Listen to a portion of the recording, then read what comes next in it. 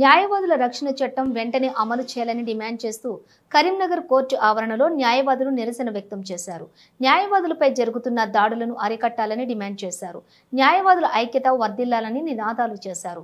War association president TV Raj Kumar మాట్లాడుతూ Rangareddy bar association సభ్యులు Israel అనే న్యాయవాదిపై జరిగిన దాడిని తీవ్రంగా ఖండించారు.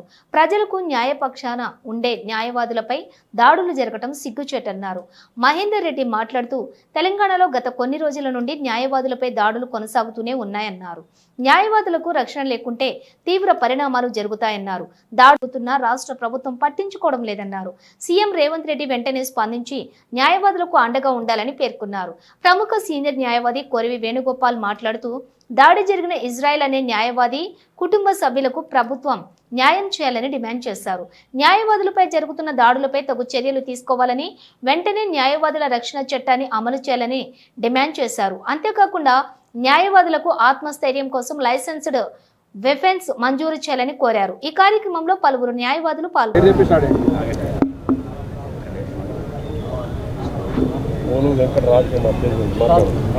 పివి రాజ్ కుమార్, బారిషన్ ప్రెసిడెంట్, కరీంనగర్. నిన్న మా న్యాయవాద సోదరుడు రంగారెడ్డి బారిషన్ సభ్యులు ఇజ్రాయిల్ అనే న్యాయవాదిపై దాడి పాశవిక చర్యగా భావిస్తున్నాం. ఇట్టి సంఘటనలు కూడా భవిష్యత్తులో కూడా పునరావృతం కావద్దని కోరుతా ఉన్నాం. ఈ సందర్భంగా న్యాయవాదులకే రక్షణ లేకపోతే ఇలా చట్టాన్ని కాపాడే వాళ్ళ మీద కూడా దాడులు జరగడం కూడా ప్రజలు కూడా దీని మీద అర్థం చేసుకోవాల్సిందిగా నేను ప్రత్యేకంగా కోరుతా ఉన్నాను. ఇటు న్యాయవాదులు మీ మానవులకు ప్రజల యొక్క హక్కులను కాపాడే విధంగా ప్రయత్నం చేసే న్యాయవాదుల మీద భౌతిక దాడులు జరగడం అసాంఘిక చర్యగా ఇది భావిస్తున్నాను. ఇటువంటి చర్యలు కూడా నేను తీవ్రంగా ఖండిస్తున్నాను. దీని మీద వెంటనే కేంద్ర రాష్ట్ర ప్రభుత్వాలు స్పందించి సత్వరమే అడ్వకేట్ ప్రొటెక్షన్ యాక్ట్ను తెచ్చి అమలు చేయాలని చెప్పి సందర్భంగా కోరుతూ న్యాయవాదులకు రక్షణ ఉండే విధంగా ప్రభుత్వం కూడా చర్యలు తీసుకోవాలని చెప్పి తెలియజేస్తూ ఉన్నాను.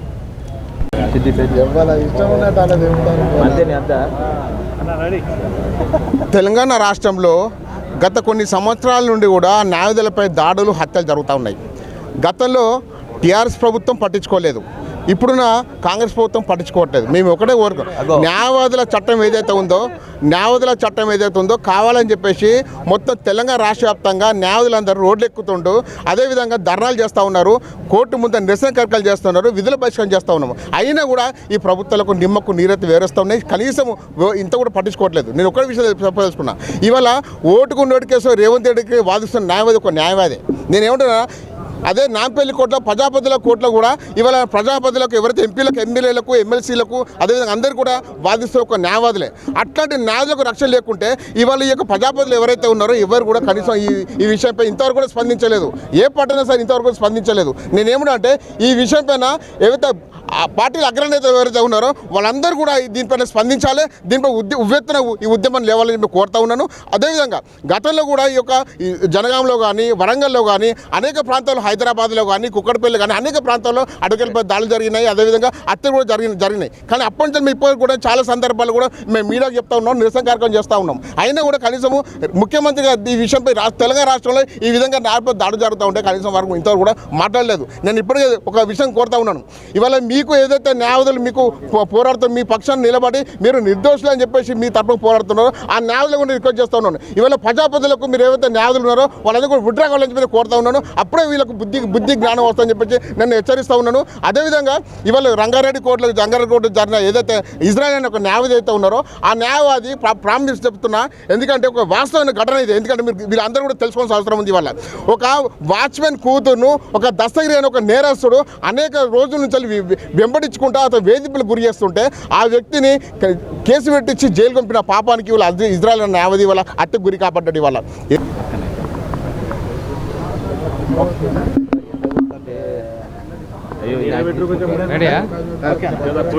కొరివి వేణుగోపాల్, సీనియర్ న్యాయవాది, కరీంనగర్ జిల్లా కోర్టు.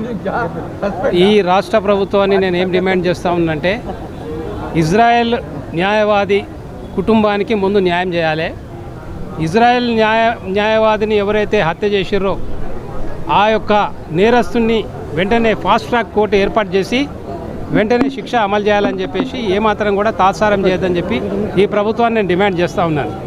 అదేవిధంగా న్యాయవాదుల మీద మరి అనేక రకాలైనటువంటి దాడులు గత ఒక 5 సంవత్సరాల కాలం నుంచి చాలా రకాల దాడులు మరి జరిగినాయి. చాలామంది న్యాయవాదులు కూడా మరి తెలంగాణ రాష్ట్రంలో హత్యకు గురయ్యారు. కాబట్టి అవసరం ఉన్న చోట